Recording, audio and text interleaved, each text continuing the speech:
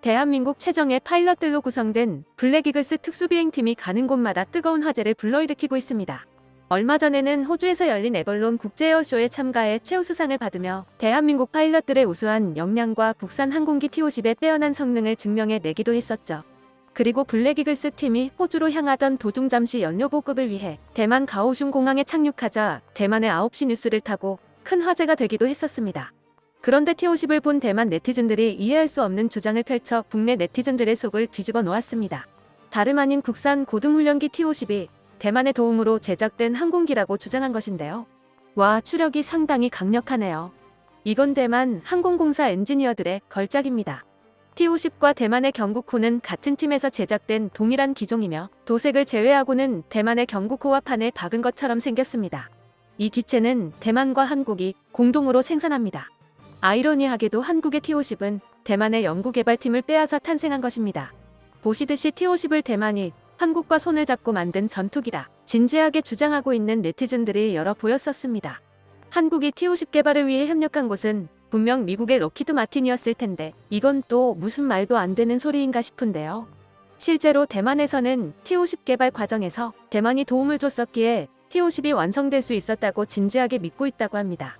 심지어 대만의 항공 엔지니어들이 T-50 설계에 참여해 중요한 역할을 수행했고 그 덕분에 T-50과 오늘날의 KF-21이 탄생할 수 있었다고 주장하고 있습니다. 기가 막혀 말도 안 나오는 이 주장의 기원은 지금으로부터 20년 전인 2003년 대만의 메이저 언론인 타이베이 타임스에서 보도한 기사였는데요. 당시 타이베이 타임스는 한국은 대만 항공기술자들의 지원으로 초음속 제트 연습기를 개발했다라며 한국과 협력한 대만 기술자들은 약 10명으로 대만이 자체 개발한 IDF 전투기와 T-50 골든이글 제트 훈련기 개발에 참여했으며 한국에서의 임무 완수 후 귀국했다고 보도했었습니다. 이러한 내용을 근거로 대만에서 T-50 개발에 참여했었다고 주장하고 있는 것이지만 대만의 기사 한 개 이외에 다른 근거는 찾아볼 수 없었습니다. 사실 T-50 개발에 대만이 기여한 부분이 아예 없는 것도 아니긴 한데요. T-50 개발 과정에서 있었던 비화를 담은 전영훈 연구소장의 저서 T-50 끝없는 도전에는 T-50 개발 과정에 숨겨졌던 비화가 담겨 있는데요. T-50 개발이 한창 진행 중이던 1990년대 말 기체의 중량을 줄이기 위한 새로운 기술이 요구됐었습니다. 당시 카이에서는 수평 꼬리날개의 복합재를 적용함으로써 문제를 해결하려 했었지만 이에 대해 공군과 록히드 마틴, 수평 꼬리날개 제작을 맡은 대한항공 모두 미온적인 태도를 보였었다고 합니다. 때문에 카이는 엔지니어들을 대만에 파견하여 경국호에 적용된 복합재 사례에 대한 자문을 구했고 대만에서 얻은 데이터를 바탕으로 복합재를 적용한다면 수평 꼬리날개 중량을 15%가량 줄일 수 있다는 보고서를 제출했었습니다. 그리고 보고서와 함께 각종 기술 검토 결과를 토대로 공군과 대한항공을 설득하여 T-50의 꼬리날개 재질을 알루미늄에서 복합재로 변경할 수 있었고 기체 무게를 14kg 감량하는 데 성공했습니다. 즉 이미 성공을 확신하고 있었던 기술의 도입을 설득하기 위해 대만의 자문을 조금 받았을 뿐이지 이걸 가지고 T-50의 설계에 결정적인 도움을 줬다고 말하는 건 건물을 지을 때 벽돌 한 개를 나르고 이 건물은 내가 지었다고 주장하는 거나 다름없는 말인 것이죠. 그래도 대만이 T-50과 오늘날 KF-21의 개발에 확실하게 도움이 되어준 부분이 있다면 바로 대한민국 항공산업의 반면교사가 되어주었다는 것입니다.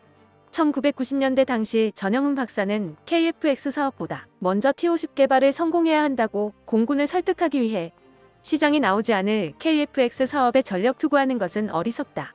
미래 시장이 보이는 F-50 제작으로 KF-X 사업을 전환해야 한다고 주장했었는데요. 전용한 박사의 주장은 KF-21이 F-16이나 F-4의 후속 기체로 개발되는 것이기에 F-15나 F-35의 상대가 되기 어렵고 막대한 예산을 들여 시장성이 불투명한 KF-X 사업에 투자하느니 확실한 시장성을 가지고 있는 T-50 개발 사업에 전념하여 자본과 기술을 확보하고 더 뛰어난 KF-X급 전투기를 개발하자는 뜻이었습니다. 그리고 이러한 주장에 대한 근거로 항공산업이 살려면 우선 수출이 되어야 한다. 대만의 IDF 개발 후 수출도 못해 대만의 항공산업은 파국을 걷고 있어 기사 직전이다. 3,000명이 넘었던 엔지니어들이 지금은 500명도 남지 않았다. 이것을 교훈으로 삼아 이러한 전철을 밟지 말아야 할 것이다라며 한국보다 먼저 전투기 개발에 뛰어들었던 대만 항공산업의 몰락을 예시로 들었습니다. 그리고 수십 년이 지난 오늘날 T-50이 전 세계적인 베스트셀러 항공기가 되고 KF-21 개발이 5세대 전투기를 목표로 두고 순항하면서 전영훈 박사의 주장이 옳았다는 사실이 드러났습니다. 이처럼 대한민국보다 먼저 국산 전투기 제작에 성공했다고 자화자찬하고 있는 대만이지만 대만의 항공산업과 군수산업은 바닥없는 추락을 보여주고 있습니다. 경국고 개발이 끝나자 항공기술자들은 그대로 방치되어 항공산업은 제자리 걸음만 하고 있고, 한국의 KF-21 개발 사업에 자극을 받아 시작했던 대만의 5세대 전투기 개발 사업은 역량 부족으로 빛을 보지도 못하고 취소되어 버렸습니다. 게다가 과거 한국과 손을 잡고 군함을 건조하며 군함 건조 기술을 확보할 수 있었던 기회를 제 손으로 날려먹은 적도 있었는데요.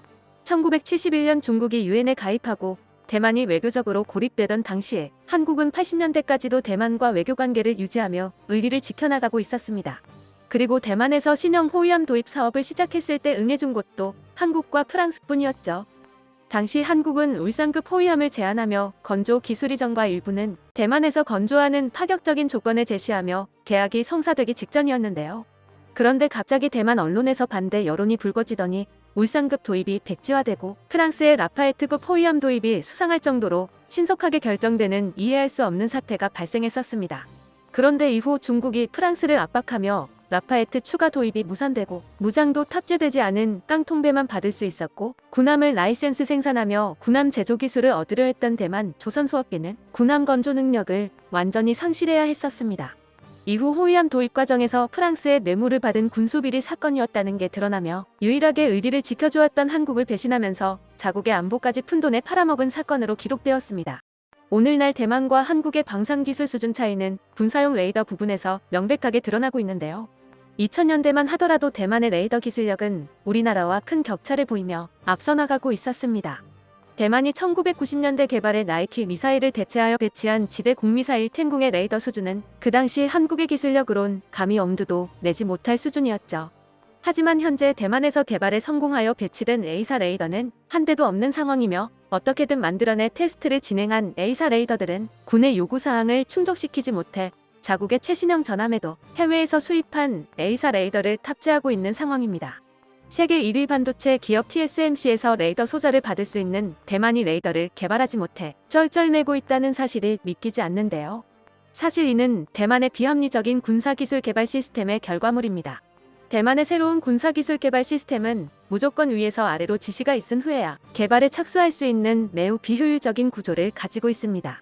대만 상층부에서 필요하다 판단한 무기기술을 개발하라고 지령을 내리면 그제야 대만의 국방과학연구소인 중산과학연구원에서 연구개발을 시작할 수 있는데요. 즉 어떤 기술을 연구해야 하는지가 일선에서 신기술을 접하며 연구를 진행하는 개발자들과 연구자들이 아니라 전문가도 아닌 행정부 수뇌부에 달려있다는 것이죠. 때문에 위에서 적절한 지령이 내려오지 않는다면 예산과 인력이 배정되지 않아 아무리 미래를 위한 신기술이라 해도 개발에 착수할 수 없다는 것입니다. 이러한 개발 방식은 신기술을 도입하는데 당연히 늦어질 수밖에 없고, 대만이 레이더 기술에서 한국보다 뒤처지게 만드는 족쇄로 작용했습니다. 실제로 대만 해군이 4,500톤급 방공 구축함 건조 계획을 세웠을 당시 A사 레이더는 굳이 필요 없고 기존의 폐사 레이더면 충분하다는 어리석은 결정을 내리는 대참사가 벌어졌었습니다. 전 세계 각 군에서 육해공을 가리지 않고 A사 레이더를 도입하고 있는 상황에서 홀로 시대를 역행하는 결정을 내려버린 것이었죠. 그나마 뒤늦게라도 A사 레이더 개발에 착수했었지만 이미 시기가 너무 지연된 데다가 중산과학원에서 제작한 A사 레이더의 무게를 줄이는 데 실패해 이 국산 레이더를 탑재하려면 구축함의 배수량을 4,500톤에서 6,000톤급으로 늘려야 했었습니다. 결국 대만의 신형 구축함에는 해외에서 수입한 A사 레이더가 장착되기로 결정되었고, 대만의 국산 A사 레이더가 탑재된 함선이 진수되려면 적어도 2030년까지는 기다려야 볼 수 있게 되었습니다. 그 사이 대한민국은 KF-21용 국산 A사 레이더 개발에 성공하고 FA50블럭20에 탑재하기 위해 소형화하는 단계까지 도달했습니다. 또한 해군에서는 이미 인천급, 대구급 호위함과 마라도함에 LIG 넥스원에서 개발한 국산 3차원 선회형 A사 대공 레이더 SPS-50K를 탑재하여 운용하고 있으며, 지난 10일 진수식을 마친 신형 호위함 충남함에는 하나시스템에서 국내 최초로 개발한 복합 센서 마스트를 적용하고 사면 고정형 다기능 A사 레이더를 장착하여 국산 이지스 시스템 구축의 시작을 알리기도 했습니다. 하지만 대한민국이 레이더 분야에서 이루어낸 찬란한 성과 뒤에는 우리 연구진들이 난관을 극복하기 위해 흘렸던 수많은 땀과 눈물이 있었습니다. 사실 A사 레이더 중 가장 고난이도의 레이더인 전투기용 A사 레이더를 한국은 당장 개발할 생각이 없었는데요. 하지만 KF-X 사업 과정에서 미국이 A사 레이더를 포함한 4대 핵심 기술 이전을 거부하면서 국가연은 대뜸 국산 항공기용 A사 레이더를 그것도 2년이라는 짧은 시간 만에 시제품까지 제작해야 하는 어려운 과제를 떠안게 되었습니다. 여기에 KF21 개발 프로젝트의 향후 전망이 달려있다는 부담까지 짊어지게 되었었죠. 가장 심각한 문제는 역시 경험 부족이었는데요.